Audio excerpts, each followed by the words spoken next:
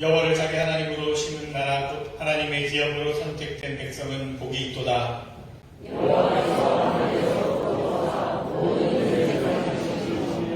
곧 그가 거하시는 곳에서 세상의 모든 거민들을 굽어 살피시는도다.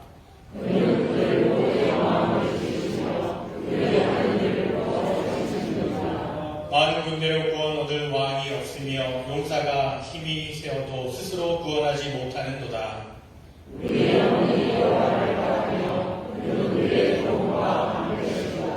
우리 마음이 그를 즐거워하며 우리가 그의 성문을 의지하였기 때문이로다.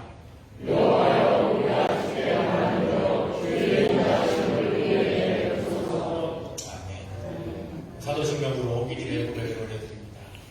전능하사 천지를 만드신 하나님 아버지를 내가 믿사오며 그의 아들 우리 주 예수 그리스도를 믿사오니 이는 성령으로 잉태하사 동정녀 마리아에게 나시고 본디오 빌라도에게 고난을 받으사 십자가에 못 박혀 죽으시고 장사한 지 사흘 만에 죽은 자 가운데서 다시 살아나시며 하늘에 오르사 전능하신 하나님 앞에 앉으시다가 저리로서 산 자와 죽은 자를 심판하러 오시리라. 성령을 믿사오며 거룩한 공예와 성도가 서로 고통하는 것과 죄를 사하여 주시는 것과 몸이 다시 사는 것과 영원히 사는 것을 믿사옵나이다. 아멘.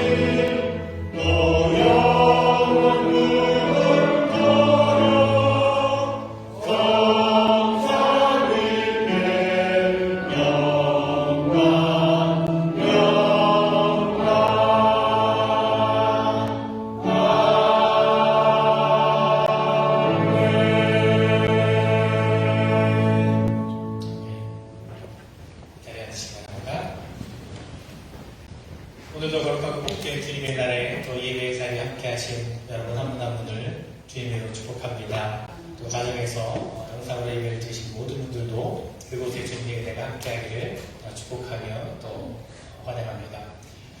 한번 여러분 옆에 계신 분과 이렇게 인사하겠습니다. 사랑합니다. 축복합니다.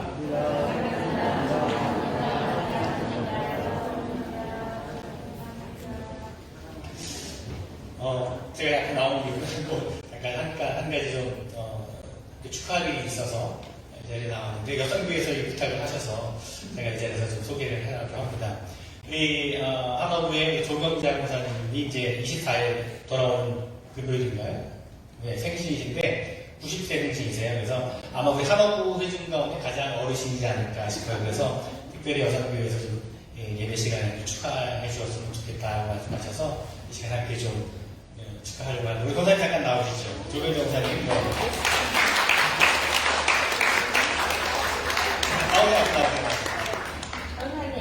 나오세요. 아니 정리하세요. 뭐 버스 타고 뭐 시내 다니시고요. 네.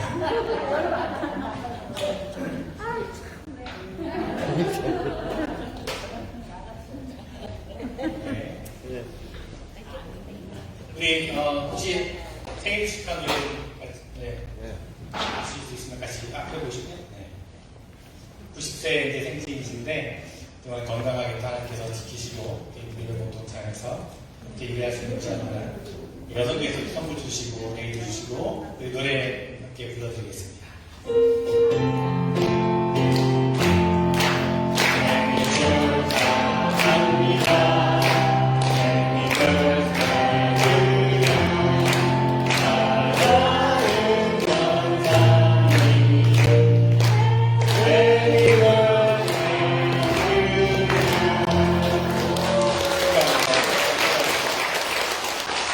하나님 감사합니다. 복되고 기쁜 날 또 이렇게 특별히 조경자 권사님 90세 생신을 또 맞이하면서 함께 축하할 수 있고 축복할 수 있는 시간 주시면 감사를 드립니다.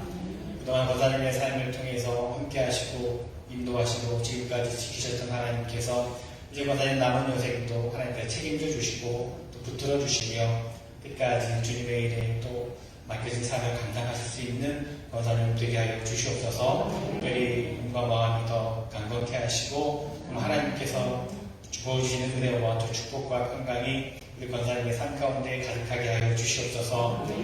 기도하고 또 바라는 또 계획들 또 소원들 있을 텐데 하나님께서 들으시고 응답하여 주시옵소서.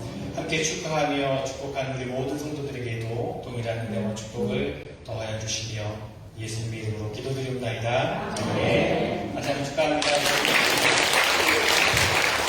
준비해주신 여러분께 감사합니다.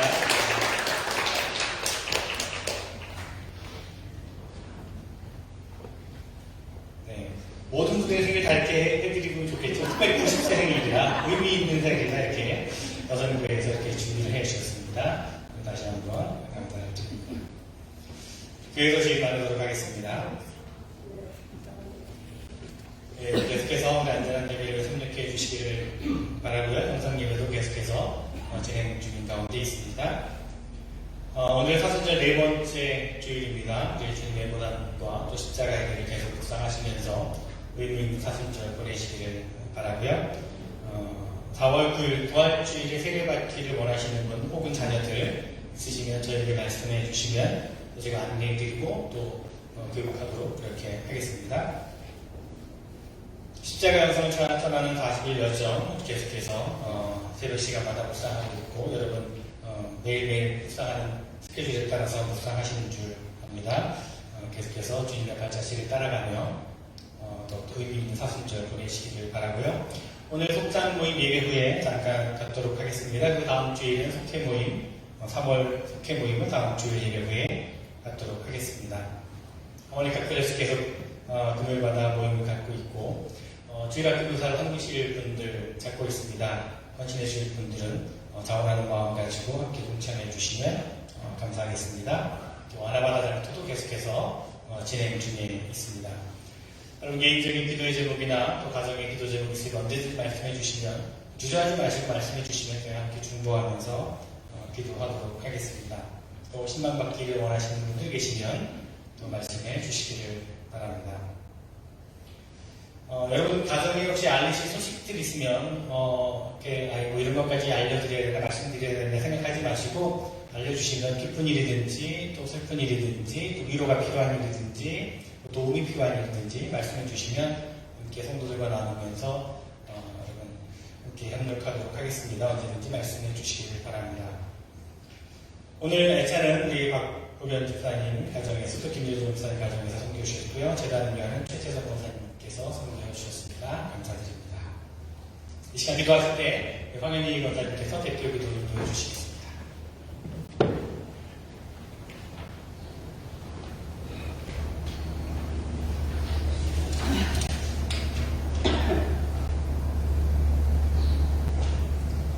전능하신 하나님 아버지, 죄인된 저희들을 택하사 너희는 내 자녀라 삼아주시고 구원받게 하심을 감사드립니다. 이 시간 우리가 주님을 예배할 때에 온 마음과 정성을 다하여 주님을 예배하게 하시고 예수 그리스도의 이름으로 의지하여 주님의 보좌 앞으로 내일 나아가게 하옵소서. 하나님의 크신 은혜에 감사와 찬송과 영광을 올려드립니다. 자비로우신 주님, 우리의 무능함과 제약됨을 고백하고 회개하오니 긍휼히 여기사 용서하여 주소서. 주님의 십자가 보혈로 저희들을 정결하게 씻어주시며 주의 진리에 따라 순종하는 삶이 되기를 간구합니다. 특별히 사순절을 통하여 아버지의 온전하신 뜻을 분별하며 깨닫게 하시고 우리의 속사람이 새롭게 변화받기를 원하오니 성령께서 신령을 인도하여 주셔서 하나님의 선하신 사랑을 알게 하옵소서. 주오신 하나님, 주님의 피로 세우신 우리 교회가 십자가의 사랑과 생명이신 주님을 증거하며 고통받는 이웃을 십자가의 사랑으로 서로 나누며 섬기는 교회가 되게 축복하시어 믿음의 공동체 안에서 협력하여 선을 이루게 하옵소서. 오늘도 다니엘 세우신 목사님께 성령의 은사에 힘입어 영육간의 강건함으로 채워주시옵고 이 시간 주시는 말씀이 우리의 상한 마음을 위로하시고 회복하시어 치유받는 시간이 되어 우리의 모든 곳이 믿음 안에서 자유함을 얻는 은혜의 시간 되게 하옵소서. 하나님을 찬양하는 성가대와 모든 봉사자들의 헌신을 통하여 주님 홀로 영광 받아 주시옵소서. 소망의 근원이시며 사랑의 능력 되시는 우리 구주 예수 그리스도 이름으로 기도드립니다. 아멘.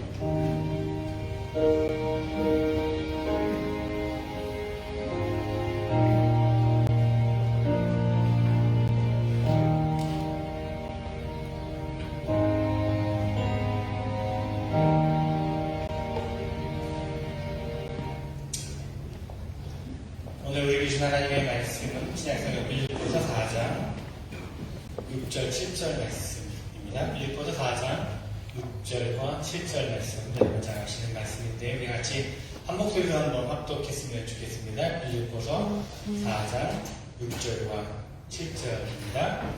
아무것도 염려하지 말고 다만 모든 일에 기도와 간구로 너희 구할 것을 하나님께 아뢰라.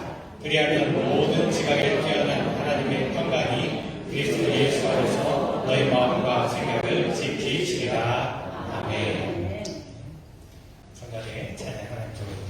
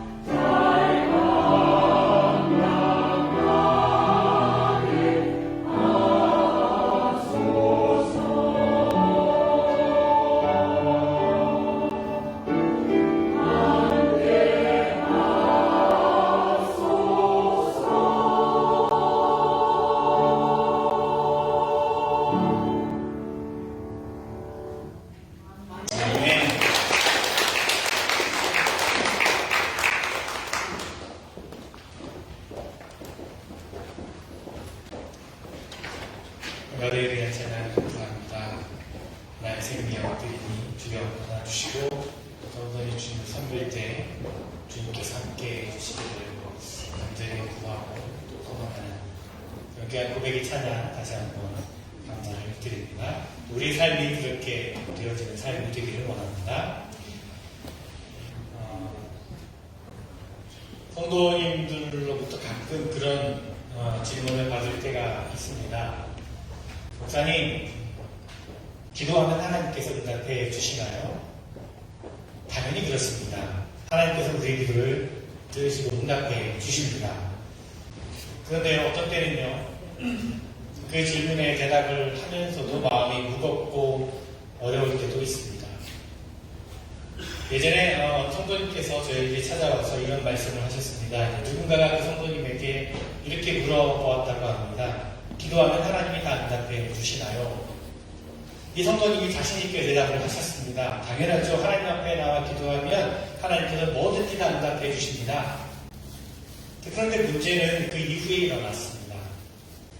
질문을 했던 그분이 어떤 병에 걸렸는데 하나님 앞에 아무리 기도해도 병이 낫지를 않는다는 것입니다.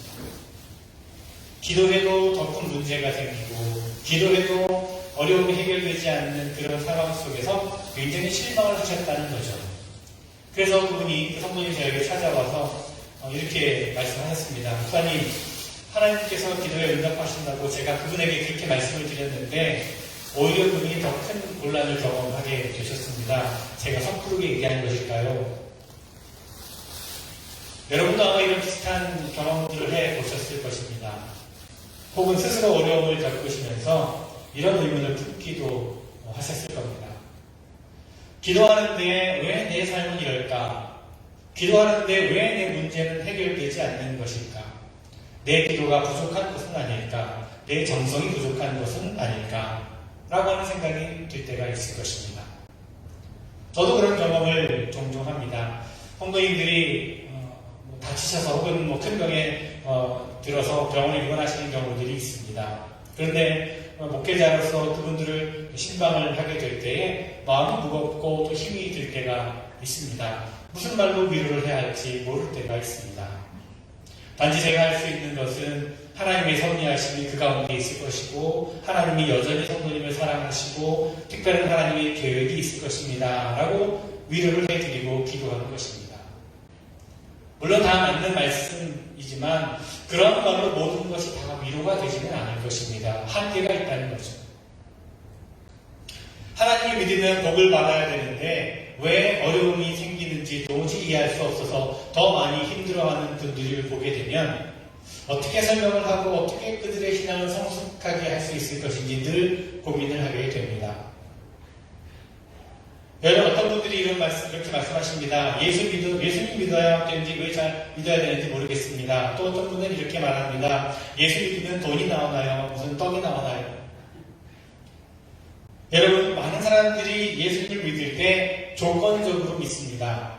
무언가를 얻을 수 있을까 생각을 합니다. 예수님 믿으면 복 받는다라고 하니까 믿는 분들이 있습니다. 예수님의 제자인 야고보와 요한 그리고 그들의 어머니도 같은 마음이었습니다. 예수님께서 많은 기적을 행하시고 예수님의 가르침이 당시 많은 사람들에게 권위 있는 말씀으로 인정을 받고 예수님의 그 시대 속에 특별한 인물이 될 것 같으니까 예수님을 따르는 사람들이 있었다는 것입니다. 마태복음 10장 21절 말씀에 야고보와 요한의 어머니가 예수님께 나와 이렇게 말하지요. 예수님, 나의 이 두 아들을 선생님의 나라에서 하나는 선생님의 오른편에 하나는 선생님의 왼쪽에 앉게 해주십시오. 이렇게 부탁을 하고 있습니다. 자신의 아들들이 얻게 될 무언가를 기대하고 바라고 있는 것이죠. 그런데 여러분, 예수님을 믿으면 만사형통합니까? 정말 원하는 것 다 얻을 수 있나요? 중요한 질문입니다, 여러분. 이 질문에 대한 대답이 우리 무엇이냐에 따라서 예수를 믿을지 안 믿을지 결정되기도 합니다. 사람들은요, 손해보는 일은 잘 안 하거든요. 그래서 하다못해 교회를 결정하는 문제에 있어서도 이것저것 많이 따져서 많은 혜택을 좀 내가 누릴 수 있는 그런 교회를 선택하기도 합니다.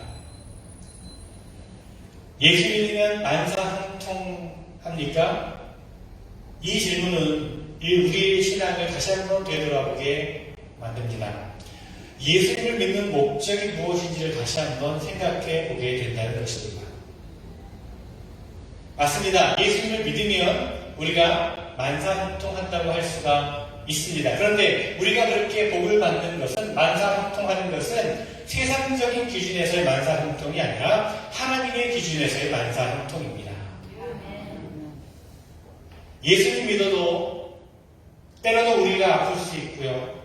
예수님 믿어도 가난할 수 있고, 예수님을 믿어도 무시당할 수 있고, 예수님을 믿어도 힘들 수 있습니다.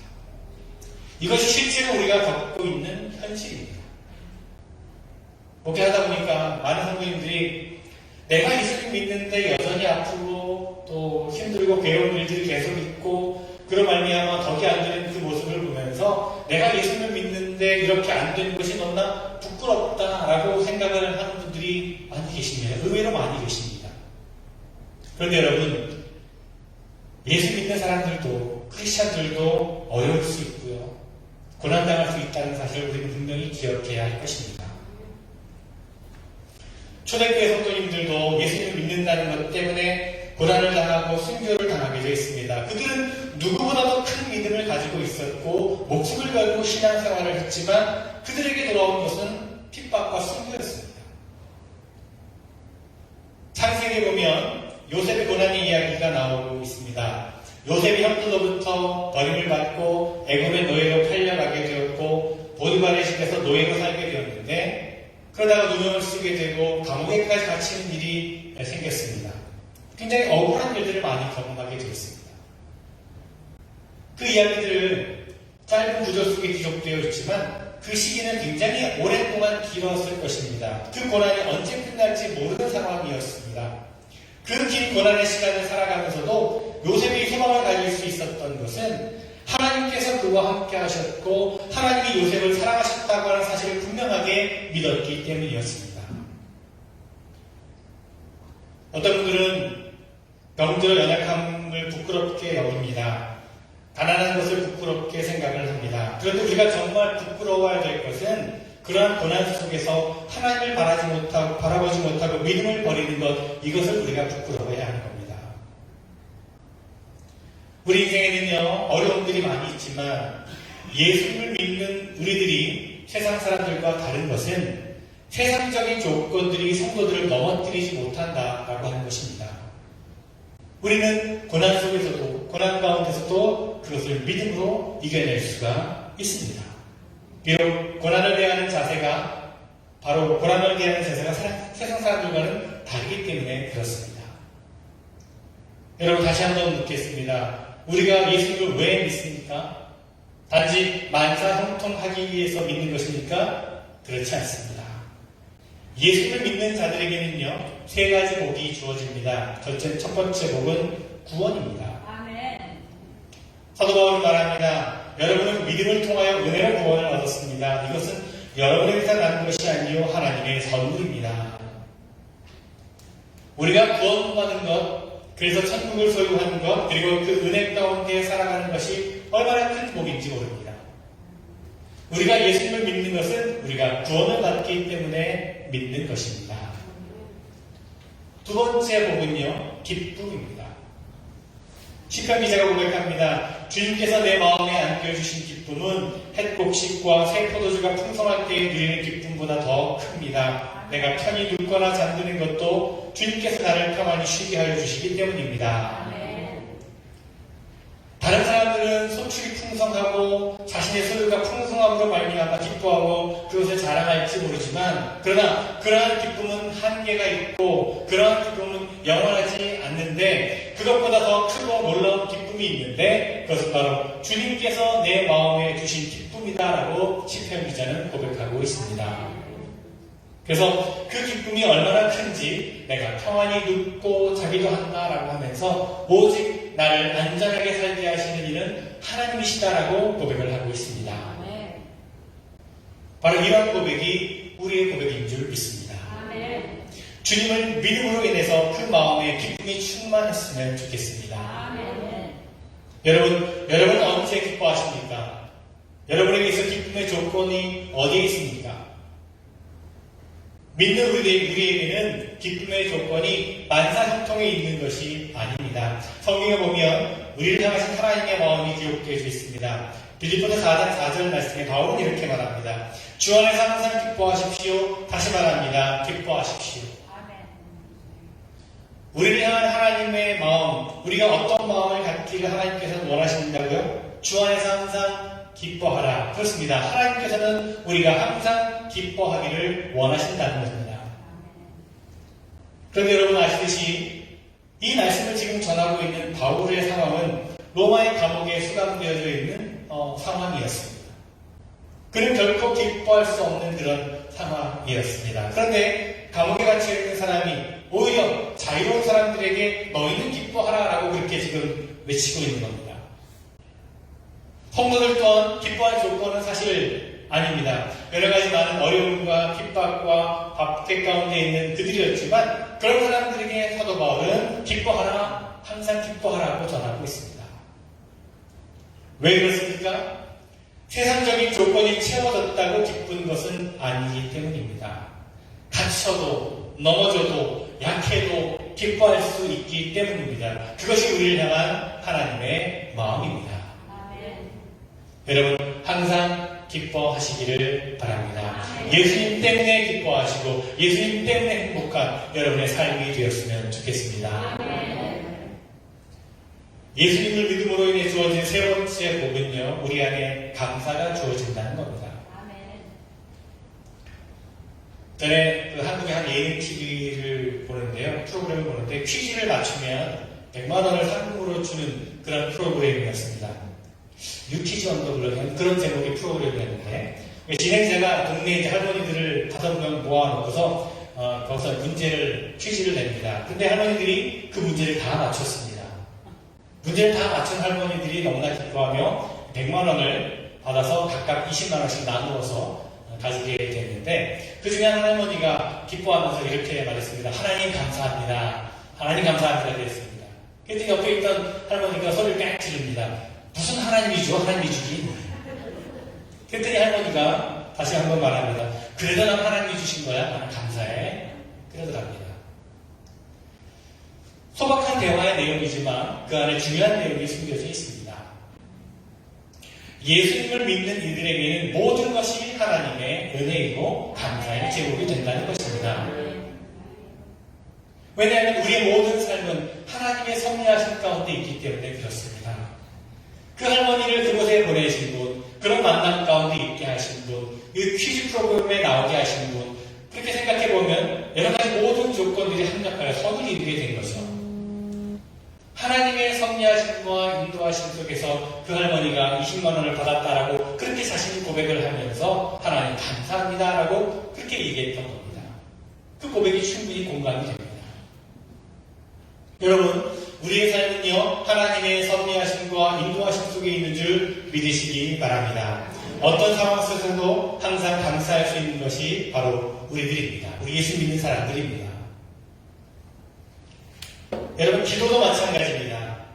오늘 우리가 읽은 말씀은 우리에게 기도에 대한 메시지를 전해주고 있는데요.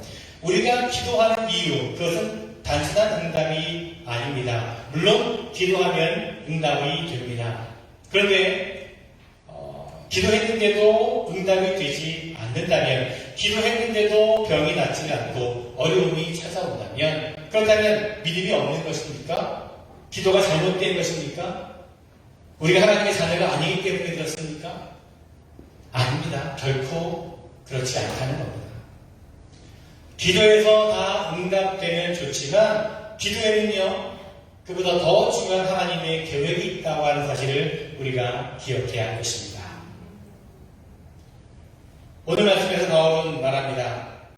아무것도 염려하지 말고 모든 일을 오직 기도와 간구로 하고 여러분이 말하는 것을 감사하는 마음으로 하나님께 아뢰십시오. 자, 바울이 우리가 기도할 때 어떻게 기도하라고 했습니까? 세 가지로 나누어 말씀을 하고 있죠. 첫째로 아무것도 염려하지 말라고 했습니다. 바울은요, 문제가 있어도 아픔이 있어도 우리는 염려하지 말아야 합니다. 하나님이 우리의 아버지시고 능력이시기 때문에 염려하지 마십시오. 그렇게 부탁하고 있습니다. 두 번째는 모든 일을 오직 기도와 간구로 하라고 말씀하고 있습니다. 어떤 특정한 일, 이루어질 것 같은 일, 하나님이 응답해 주실 것 같은 일에만 기도하는 것이 아니라 우리는 기도할 때 모든 일에 기도와 간구를 하라고 말씀하고 있습니다. 하나님은 그 어떤 무엇도 다 응답해 주실 수 있는 능력이 하나님이시기 때문에 그렇습니다. 세 번째로는 감사하는 마음으로 하나님께 아뢰라 라고 말합니다. 하나님께서 우리에게 응답해 주신다고 하는 분명한 확신이 있다면 우리는 그렇게 감사함으로 하나님께 아뢰일 수가 있습니다. 문제가 해결되어서 뿐만 아니라 문제가 해결되지 않을지라도 여전히 우리와 함께 하시는 하나님의 은혜가 있기 때문에 우리는 감사할 수 있다는 겁니다. 하나님이 나의 문제를 알고 계시고 하나님이 나의 문제를 해결할 능력을 가지고 계시고 하나님이 나를 어떤 상황 속에서도 돌보시는 분이라고 하는 사실을 알게 되면 우리는 감사한 마음으로 기도할 수 있게 된다는 겁니다. 다시 말해서 우리가 하나님의 선하신 목적과 하나님의 주권을 깨닫고 그 하나님께서 우리의 삶 속에 일어나는 모든 사건들을 통해서 당신의 뜻을 이루어 가시고 그 결과 하나님은 우리를 당신의 거룩한 자녀로 만들어 가신다고 하는 사실을 깨닫게 될 때 우리는 감사함으로 기도할 수 있게 된다는 겁니다. 고난도 우리에게 주어진 하나님의 축복의 도구라고 하는 확신이 있다면 당연히 감사할 수 있게 되는 것입니다. 한마디로 말해서 우리가 하나님을 더 알아갈수록 그래서 우리의 믿음이 클수록 우리는 하나님을 더 깊이 신뢰할 수가 있고 그 결과 어떤 상황 속에서도 하나님께 감사할 수 있게 되는 것입니다. 결국 기도의 결과, 기도의 결론이 무엇입니까? 응답입니까? 문제 해결입니까? 오늘 말씀은 그렇게 말하고 있지 않습니다. 17절 말씀 다 같이 한번 같이 읽어보겠습니다. 그리하면 사람의 헤아림을 뛰어넘는 하나님의 평화가 여러분의 마음과 생각을 그리스도 예수 안에서 지켜줄 것입니다. 다른 번역으로 좀 읽겠습니다. 다시 말해서 우리가 하나님께 감사하는 마음을 가지고 기도할 때에 하나님의 평강이 우리의 마음과 생각을 지키신다라고 말씀하고 있습니다. 여기 보면 사람의 헤아림을 뛰어넘는 이라고 하는 표현이 나오는데요. 이 말의 뜻은 우리의 모든 이해를 초월하는 의미입니다. 다시 말해서 하나님께서 주시는 평화는 우리의 이해를 초월하는 평화라는 것입니다.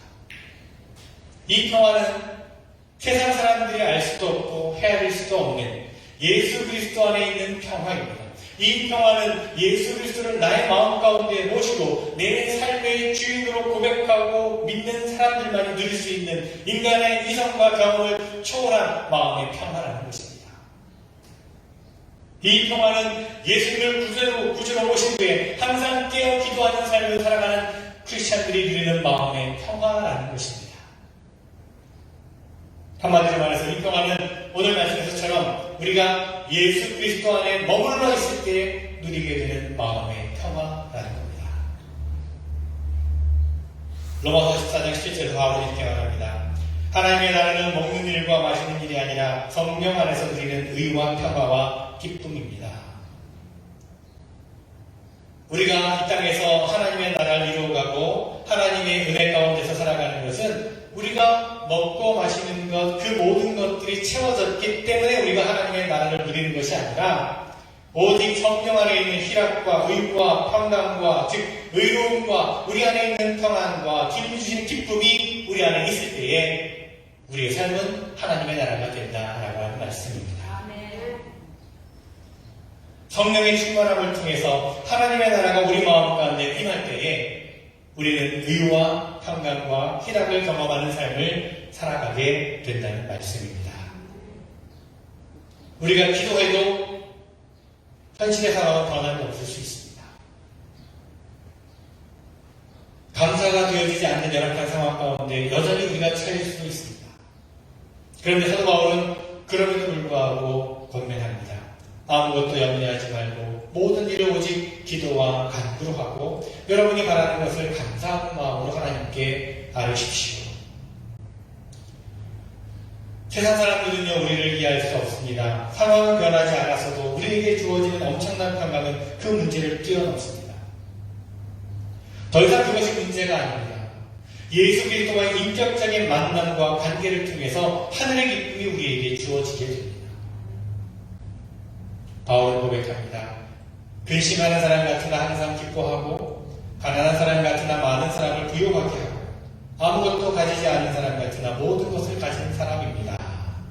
누가요? 여러분들이 그렇답니다. 아멘. 이런 모든 것을 가진 사람, 우리들이 바로 그런 사람이라는 겁니다.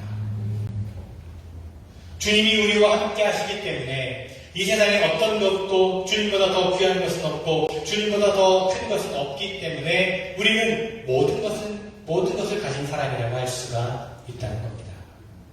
주님이 우리 안에 있기 때문에. 아멘.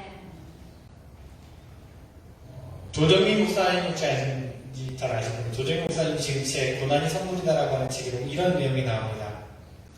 다 가진 사람이 형통한 것이 아니라 다 가진 사람까지 축복할 수 있는 사람이 형통한 사람이다. 네, 맞는 것 같습니다. 우리가 비록 많은 것을 가졌어도 가진 것에 만족하지 못하고 불만을 품고 계속 가지려고만 하는 사람들은요, 오히려 가난한 사람이라 할 수 있습니다. 그런데 비록 많은 것을 가지지 못했어도 많은 것을 가진 사람까지도 품고 축복하고 섬길 수 있는 사람이라면 그 사람이야말로 진정으로 형통한 사람이고 복이 있는 사람입니다. 아멘. 그것이 진정한 영적인 성숙함이고 아무것도 없는 것 같지만 모든 것을 가진 사람의 모습입니다. 다니엘 3장의 말씀 보면 바벨론 왕 느부갓네살이 거대한 금신상을 세워놓고 모든 백성들에게 이렇게 명령하죠. 모두 금신상에게 절을 해라. 그렇지 않으면 누구든지 활활 타오르는 불 가운데 던져놓겠다. 그때 다니엘의 세 친구 사드락과 메삭과 아벳느고는 왕의 그 명령에 순종하지 않고 오히려 이렇게 말합니다. 불 속에 던져져도 우리를 지키시는 우리 하나님이 우리를 활활 타는 화덕 속에서 구해주시고 왕의 손으로 구해주실 것입니다. 비록 그렇게 되지 않더라도 우리는 왕의 신들을 섬기지도 않고 왕이 세우신 금신상에 절하지도 않을 것입니다. 담대하게 그들은 선언하는 겁니다. 하나님이 우리를 구원해 주실 것입니다. 그런데 비록 그렇게 되지 않더라도 우리는 절대로 하나님을 배신하고 금신상에게 절하지 않겠습니다. 여러분, 우리의 믿음이 이런 믿음이 되기를 간절히 바랍니다. 그렇게 하지 아니하실지라도 이 믿음이 우리의 믿음이 되기를 원합니다.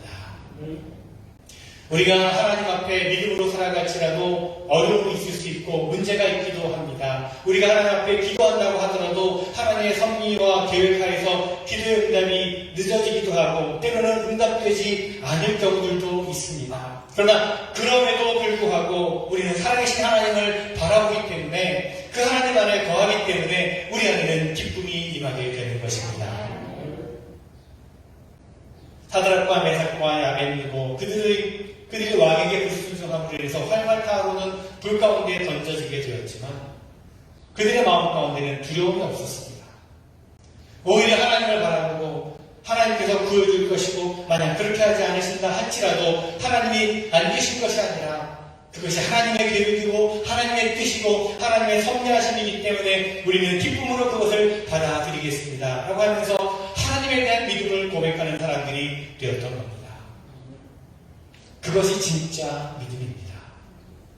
그게 아니실지라도 믿는 믿음.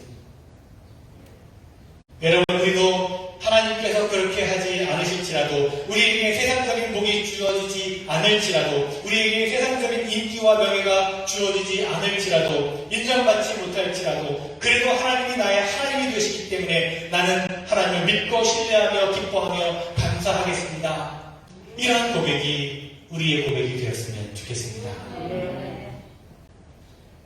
여러분, 기도의 결과는 문제 해결이 아니라 원하는 것을 얻는 것이 아니라 고난 중에서도 기뻐하고 감사하는 것임을 믿으시기 바랍니다. 아멘. 그것이 정말 복된 삶인 줄 믿습니다. 아멘. 기도의 결과는 만사 형통이 아니라 만사 기쁨이요 만사 감사인 줄 믿습니다. 아멘. 우리가 기도하는 것은 단순히 응답받기를 위한 목적이 아니라 그 기도함을 통해서 하나님과 영적인 교제를 누리고 하나님 안에서 주시는 기쁨을 누리게 되고 또 우리의 마음을 열어서 우리 입술을 열어서 하나님 앞에 고백하는 그 감사의 모습이 바로 기도인 줄 믿으시기 바랍니다.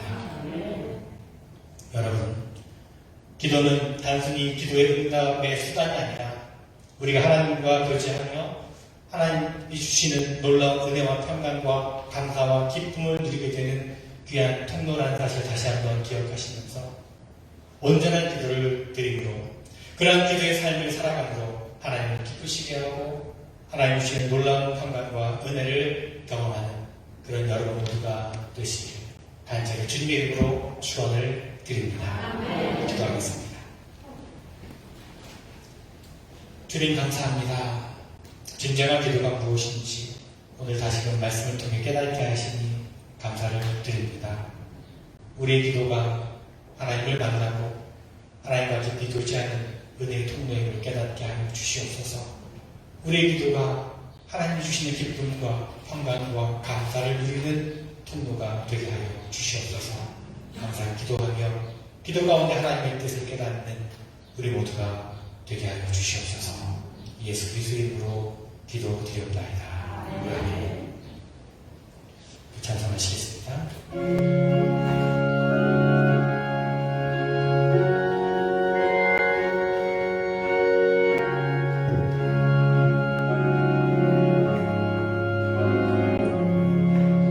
내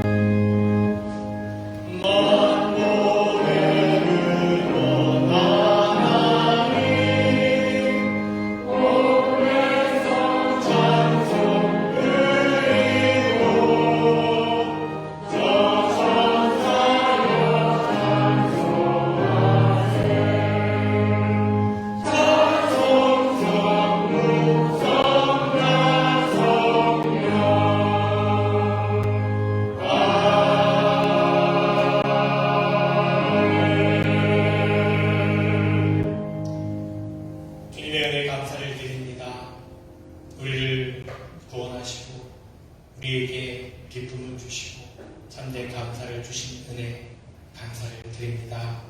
주님께서 베푸신 또 우리 삶을 통해서 이루신 그 놀라운 일들을 기억하고 또 감사하며 마음을 담아 예물을 드리오니 기뻐 받아 주시옵소서. 우리의 드림이 주님께서 우리에게 행하신 일들로만 감사의 마음을 드리는 것뿐만 아니라 그리 아니하실지라도 주님이 우리와 함께 계심으로 말미암아 그 기쁨과 그 감격을 가지고 드리는 감사의 예물이 되게 하여 주시옵소서. 여러 가지 간절함과 간구함의 마음을 담은 예물도 있습니다. 주님께서 응답해 주실 줄로 믿고 드리지만 또한 하나님의 뜻이 무엇인지 먼저 구하고 또 그 뜻에 순종할 수 있는 마음을 허락하여 주시옵소서. 그래서 모든 예물이 하나님의 나라와 하나님의 나라 사랑이 필요한 것에 쓰여지는 예물 되게 하시며 예수 그리스도의 이름으로 감사하며 기도드리옵나이다. 아멘.